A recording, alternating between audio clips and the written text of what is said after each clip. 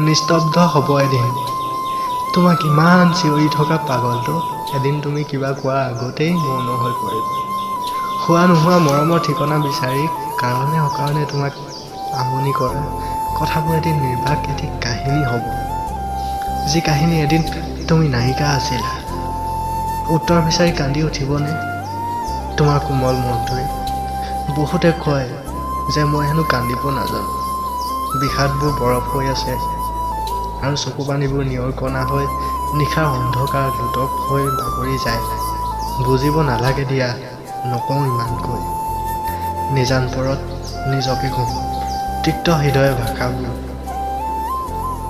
আৰু মোৰ এই প্ৰেমৰ সাক্ষী হ'ব নিজান আবেলিবোৰ।